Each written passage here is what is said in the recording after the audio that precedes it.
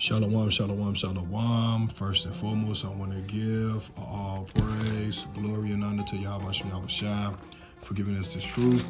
Double honor to all the elders, teaching on the four corners of the earth, teaching in truth and sincerity to you. I say shalom. Brother Khan from the set of the Lions of Judah, just around here in Chicago to you, I say shalom. Coming at y'all with another video through the spirit and power of Yahawashi. The title of this video is going to be titled, Prove Jesus, Yahawashi, Rejected People. It's the book of Matthew chapter 15, verse 24, and it reads, But he answered and said, I am not sent, but unto the lost sheep of the house of Israel. So he wasn't sent to everybody. He was only sent to who? All right, the lost sheep of the house of Israel. And even if you go to Matthew, the first chapter, in the 21st verse, it says this, And she shall bring forth a son, and thou shalt call his name Yahawashi, who y'all ignorantly call Jesus Christ, for he shall save his people from their sins. So his people is not all people, okay? It's not everybody, it's his people. All right, so this is the book of Matthew chapter 10.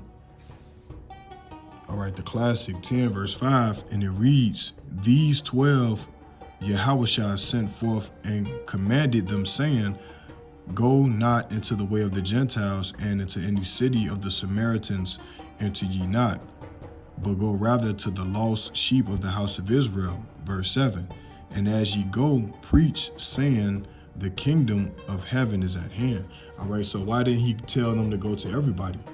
Because he was only sent but unto the lost sheep of the house of Israel, which ultimately proves that, all right, he didn't choose everybody. He only died for his people.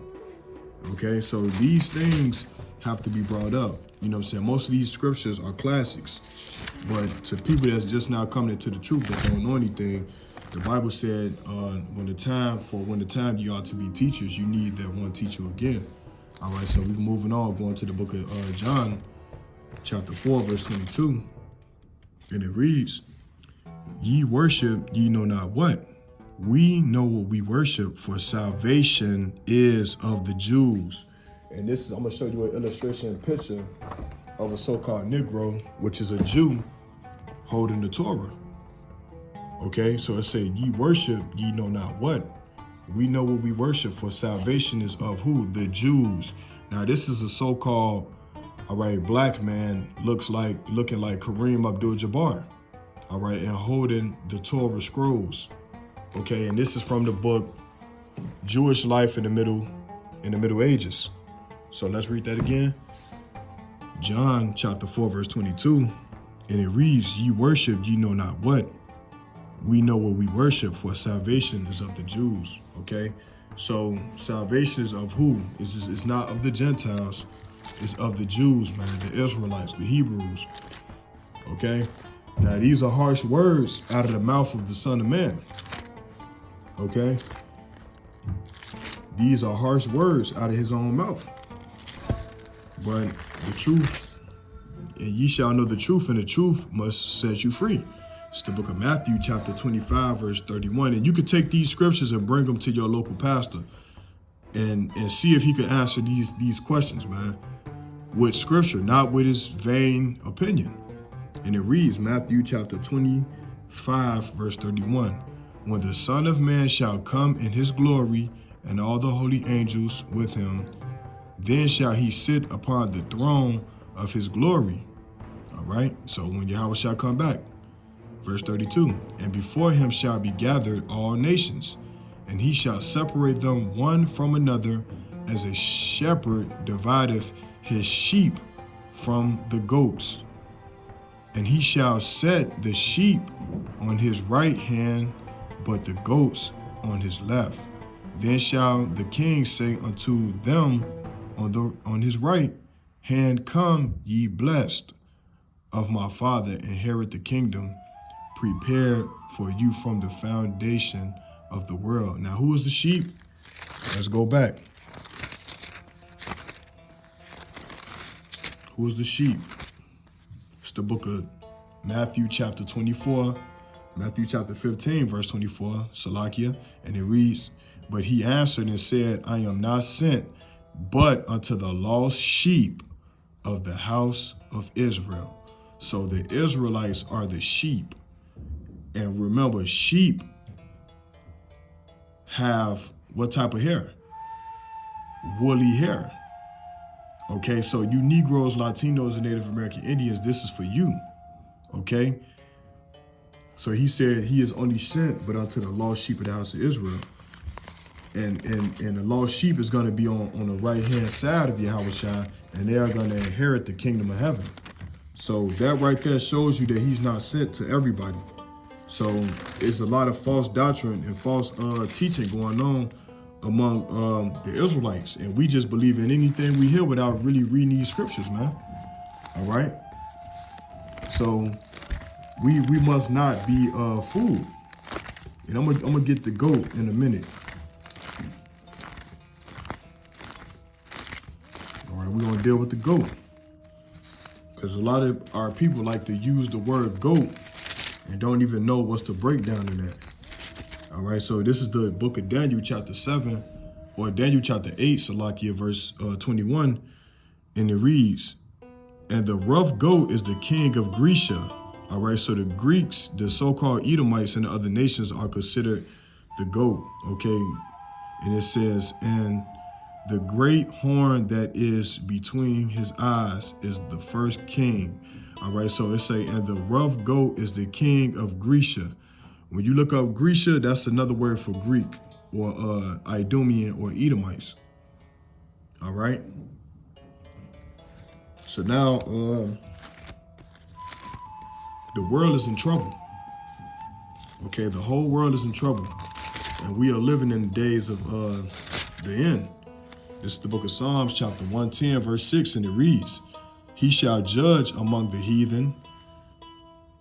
He shall fill the places with the dead bodies.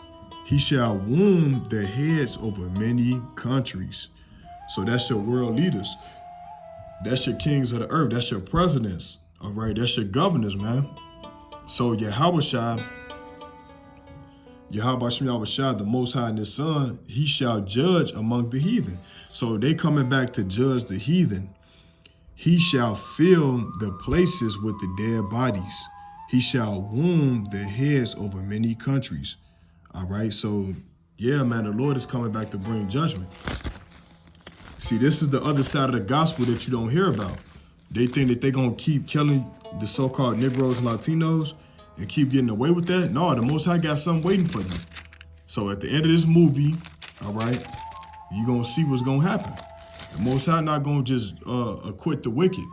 The wicked is going to be judged. And when he is judged, let him be condemned. All right, Jeremiah chapter 66, verse 15. And it reads, "For behold, the Lord will come with fire, and with his chariots like a whirlwind." And me and the brother Napash and Shabbatha, all right, we saw a chariot come over our house. Okay? A bright chariot. So what that say? It says, "For behold, the Lord Yahweh will come with fire, and with his chariots like a whirlwind, to render his anger with fury and his rebuke with flames of fire." All right. And it reads verse 16, "For by fire and by his sword will the Lord Yahweh Bahashim Yahawashi plead with all flesh, and the slain of the Lord shall be many." So when the churches, they teach that you know what I'm saying, Yahawashi, Jesus, he's coming back with love. But that's not what it say right there. Okay? The Lord is coming to bring destruction to this world, man. Verse 17, "They that sanctify themselves and purify themselves in the gardens behind one tree in the midst, eating swine's flesh," all right, pork bacon, chitlins, hog maws, swine's flesh, right? "And the abomination and the mouse," all right, "shall be consumed together, saith the Lord Yahweh." So he's coming back to judge those people that's eating pork, okay, and swine and chitlins, man, and all your broths of abominations. So y'all might say, "Oh, that's the Old Testament. That's the Old Testament." Okay. I knew you was going to say that. Let's go to the New Testament. Revelation chapter 13, verse 9, and it reads, if any man have an ear, let him hear. Okay, we got 2 ears. He that leadeth into captivity shall go into captivity.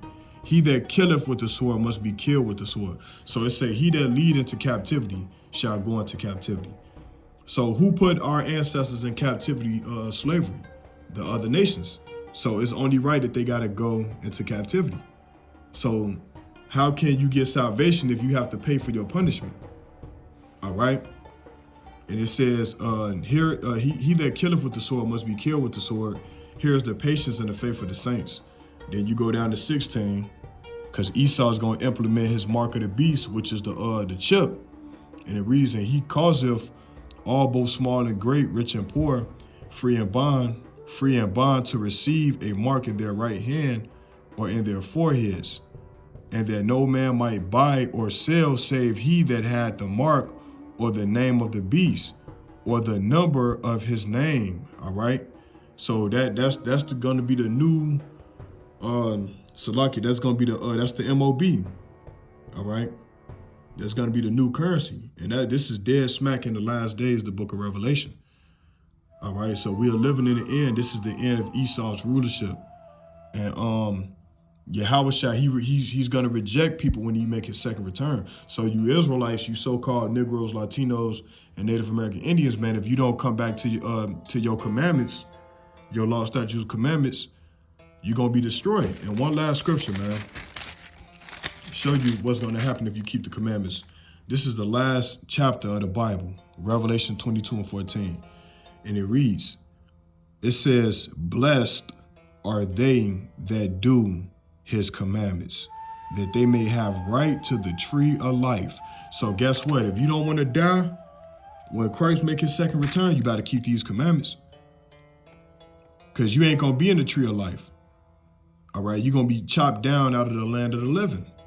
And it say, and may enter in through the gates into the city. And that's the new kingdom. All right? So with that, I hope this video was edifying through the spirit, power of Yahawashi. I bid you a shalom.